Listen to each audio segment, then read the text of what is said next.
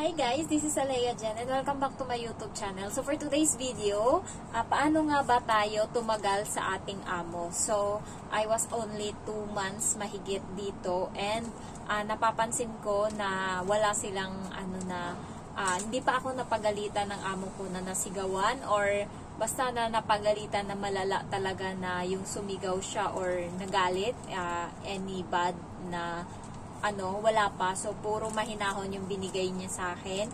And pagka mayroong akong pagkakamali, so sasabihin niya na next time, ganito yung gawin mo, ganyan. So, ganun lang siya. So, secret or para tumagal tayo sa ating amo is, yung kaibigan ko, ginagawa niya is, pero disclaimer, wag niyo tong gagawin, lalo na pagka may CCTV. So, ginagawa niya guys, nung nakaraan, kasi sobrang salbahe ng amo niya, naghanap na nga kami ng agency para sa kanya. So, ang ginagawa niya is, dinuduraan niya yung pagkain ng amo niya. Ayan. So, dinuduraan niya and yung kutsara, nilalagyan niya ng laway, dinidilaan niya. Yun yung sabi niya. So, hindi ko na lang sasabihin or hindi ko sasabihin sa inyo kung sino yung kaibigan ko na yun. And, disclaimer lang, baka mamaya may magalit siya na. Sinabi niya lang to pero effective siya guys kasi ngayon binibila na siya ng tinapay, pagkain, isda, and then prutas ng amo niya. So, hayahay na siya ngayon. Mas madami pa siyang pagkain kaysa sa akin. Ayan. So, ayun yung ginagawa niya. So, dinuduraan niya. So, be careful lang kayo sa CCTV. So, nung first ako dito salbahay yung bata, gustong-gusto kong duraan yung gulay na niluluto ko. Pero, ayaw lumabas ng laway, guys. And may CCTV. So, hindi ko na ginawa. Bala kayo dyan kahit na hindi mo ko gusto. So, pinagpipray ko na lang na sana bumait siya sa akin. And bumait naman siya. Ayan. So, hindi ko nagawa yung dapat na ginagawa ng mga So, yun yung ginagawa nila, guys. Dinuduraan nila. Be careful lang kayo and hanapin nyo kung nasan yung CCTV para hindi kayo mapansin. And turo sa akin ng lola ko, yung pawis daw dito. Ayan, pawis dito sa kilikili, sa singit. And isama daw yan sa pagkain. I-ano din sa pagkain. Pero hindi ko rin nagagawa. So, puro dasal lang talaga yung ginagawa ko dito para bumait yung amo ko and tumagal ako.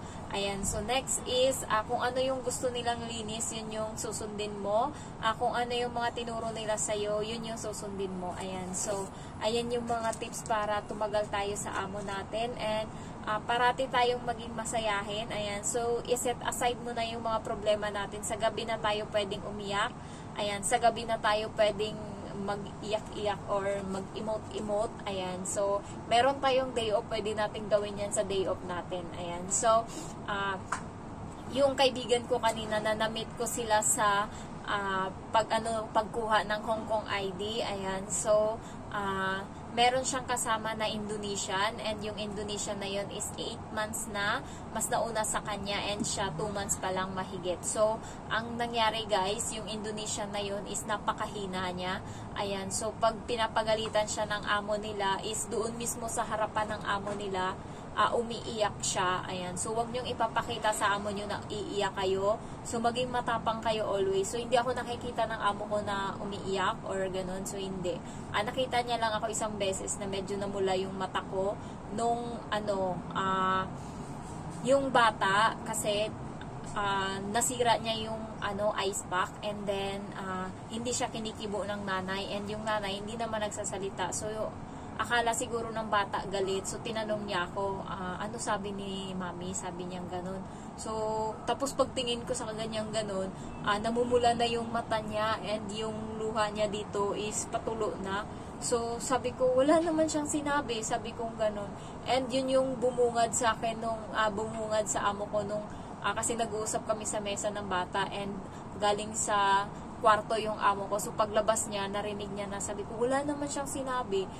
And then, nakita ng nanay. Ayan, so tumingin ako sa nanay. Sabi ko, ano ma'am?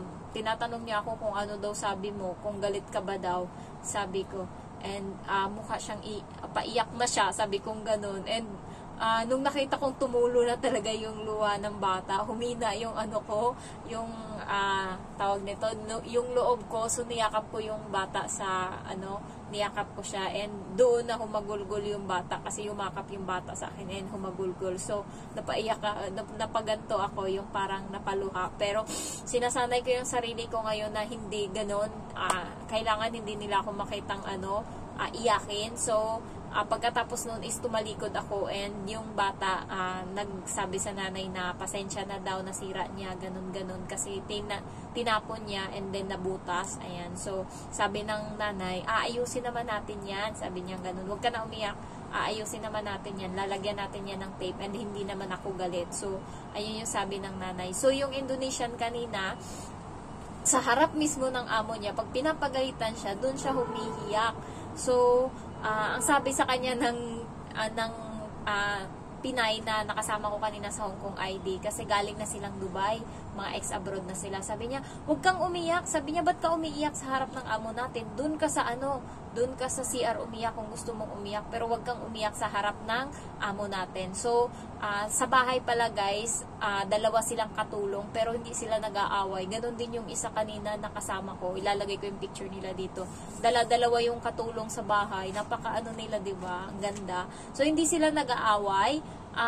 Yung Indonesian is doon siya sa 3 years old na bata, and yung Pinay kanina nakasama ko, doon siya sa 8 months na bata. So iba-iba sila ng inaalagaan, and yung routine ng Pinay is pag natulog yung bata, maglinis-linis siya. Yung Indonesia naman nakatoka sa pagluluto. Ayan. So, ayun yung mga toka nila, and mas mahirap alagaan kasi mga doktor yung amo.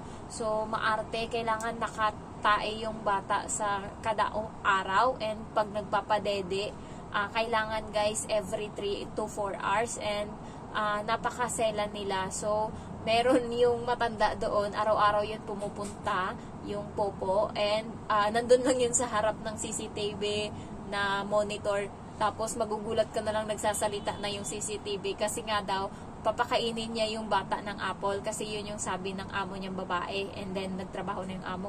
Nagulat siya, biglang nagsalita yung CCTV, sabi, wag mong pakainin ng apple yung bata, sabi gano'n. So hininto niya, hindi niya na napakain. Nagulat daw siya, nagsalita daw yung CCTV. So pagkatapos nun, hindi niya pinakain. So nung umuwi yung amo niyang babae, sabi niya, sinabi ko sa'yo, diba, napakainin ng apple yung yung bata. Sabi niya, akala ko ma'am, ikaw yung nagsalita dyan sa CCTV. Sabi mo, huwag pakainin ng apple.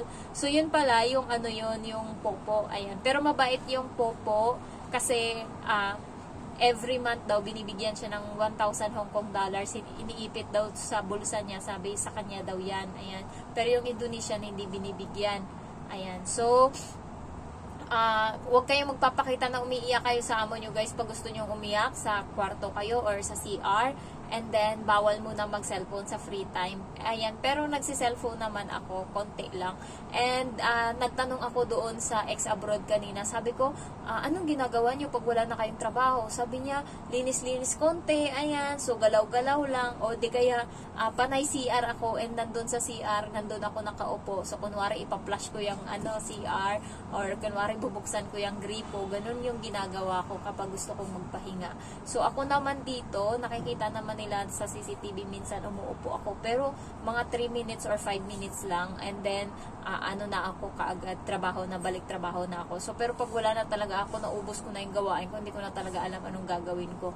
Pero wala namang say yung amo ko, and minsan hindi niya naman tinitignan yung CCTV kasi minsan may mga kapalpakan ako na ginagawa, and hindi niya yun nasisita sa akin, or minsan napapasok ko yung tsinelas sa labas, sa loob. So, bawal yun. Pero, hindi niya ata tinitingnan yung CCTV. Minsan lang ata. So, hindi niya napansin. And, hindi niya ako nasita.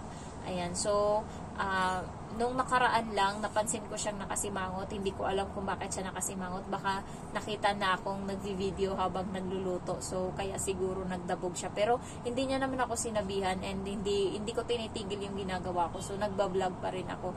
Pagka ganito, nagvi-video pa rin ako. So, hindi ako nagvi-video ng buong bahay. Pero, gustong-gusto kong gawin yan. Kasi, gustong-gusto ko talaga i-video yung 700 square feet na bahay.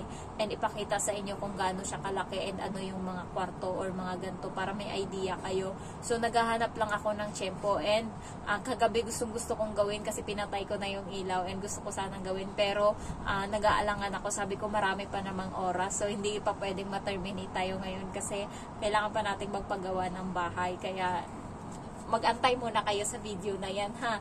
And then, tips pa kung paano tumagal sa amo is, kailangan nakangiti and masipag and huwag magpautos. Unahan mo na yung amo mo. Pag alam mong iuutos yan sa'yo, gawin mo na para hindi niya na mautos sa'yo. Ayan. So, and next is, dapat wag tayong magnakaw or honesty. Ayan. So, yung pera niya is na marami yan dyan. Nandyan sa may harap, sa may sa may parang sala-sala. Nandyan yung mga pera niya. Kahit yung octopus na ginagamit ko pag lumabas ako. Kasi, bago ka makapasok dito sa loob ng building, may itatap ka muna na octopus 2 times. Yung meron dun yung parang seal ng building. So, hindi ka makakapasok pag wala yun. Kaya, parating may nakaipit na 70 doon, 70 Hong Kong dollar, 100, ganyan. So, pag lalabas ako, tinatanggal ko yung lalapag ko dyan. Pagbalik ko, and tapos ko na i-disinfect yung octopus, ibabalik ko uli yung pera. Ayan. And then, parati lang natin i-motivate yung sarili natin na matapos yung isang araw, 1,000 na din mahigit yung sasahurin natin ngayon. So, ganun parati yung iniisip ko para pagka in case na, ay, natapos ko na yung isang araw, tapos na yung 1,000, bukas naman uli. So, ngayon, na ako, 11 days na ako dito sa amo ko. So, 11,000 na yun mahigit, baka 12 na. So, pag terminate nila ako or in on the spot, terminate nila ako, meron ako makukuha na 11,000 and 33,000. So, total nun is 44,000. Yun yung iniisip ko. So, may 44,000 na ako pag tinanggal nila ako ngayong araw. So, everyday, ina-add ko yun ng ina-add para mas ma-motivate ako. Pag natapos yung isang buwan, ay, tapos na yung isang buwan, may 33,000 na ako mahigit. And next month na naman. So, ganun ako guys, para mas ma-motivate ako na gawin ko pa yung mga dapat gawin and galingan ko palalo. So, kahit wala silang binibigay sa akin na pera na parang pasobra, ganun, or okay lang, tiisin natin, malaki naman na. So, napapadala ko sa probinsya or sa Pilipinas, 27 to 28,000. So, tinitipid ko pa yan minsan. Pero, pagka itodo ko siya, nasa siguro 30,000 yung mapapadala ko. Inuunti-unti ko na kasi wala na akong babayarang utang. Ayan, so wala na akong utang. So, sisimulan ko nang bumili ng, yung concrete steel, ayan, yung kabilya yung tawag niyan sa amin. So, unti-untiin ko na yung bilhin ngayon and sa susunod na sahod, ngayong sa sahod ako 100 muna and sa sunod na sahod 200 pieces. Ayan, so 100 pieces ngayon, 200 pieces sa sunod.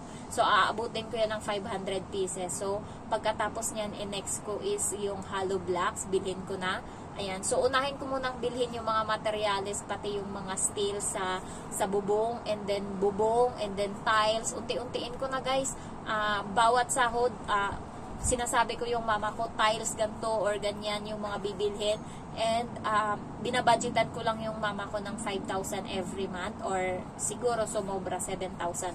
Ayun lang yung budget niya sa akin kasi wala naman akong anak doon na pinapadede nila or pinapakain. Kaya yun lang yung budget nila. And dapat ganun kayo sa pamilya nyo. Budgetan nyo lang sila, wag nyo pasobrahan kasi nagiging yan. And sa birthday ng pamangkin ko nga na pinaka-love ko yun na pamangkin, pinaka-paborito ko. And sa bahay yun, ako na yung naging parang nanay nun. Binilhan ko siya ng bike. Ayan, 5,500 and then cake. Ayan, sabi ko sa kanya, hindi tayo maganda ngayong birthday mo, bike lang yung bibilhin ko. Ayan, so, ganun lang ako guys. Binabudgetan ko sila kasi sinasabi ko sa mama ko, hindi permanente yung trabaho ko dito sa Hong Kong. Hindi natin alam kung kailan ako paaalisin dito. And ngayon yung kilo ko is 96 LBS ba yun sa kiluhan dito. So, budget ko sa sarili ko, pagka naka-80 ako dyan, grabe na yung baba na, naka-80 ako, na talaga ako, mag-determinate o magbe-break contract ako pagka nag-80 na yung kilo ko kasi conscious ako sa health ko and ayoko na ikakamatay ko yung gantong trabaho dito pagka hindi ko na kaya. So, 80 yung budget ko. So, ngayon, araw-araw ako nagkikilo. So, kanina nag-97 siya. So, 96 yan. Nung first is 99. So, nagulat ako, ang bilis bumaba, naging 97. And then, Nung bago kasi ako dito, 52 kilogram ako, ngayon 45 na lang. So, inaano ko talaga na hindi tayo bababa dyan. So, kain ako ng kain ngayon. And siguro, pag may pasok tong bata, maaga kaming matutulog sa gabi. Baka siguro 9:30, matutulog na yan sila. So, 10 tapos na ako and makakaakyat na uli ako dito sa kwarto ko ng maaga. Kasi ngayon guys, na walang pasok sila. So, 11 to 12 na ako nakakatulog. Kaya siguro sa puya to. Ayan. So, ayun lang. And, baby, next vlog naman tayo uli kasi napapachismis na ako. Basta, bawal muna mag-cellphone pagka may mga trabaho pang nakatenga. And, magkusa, wag magpautos. And, parating yung batiin yung amo nyo pagka dumadating. Maging, cheerful. Ganun.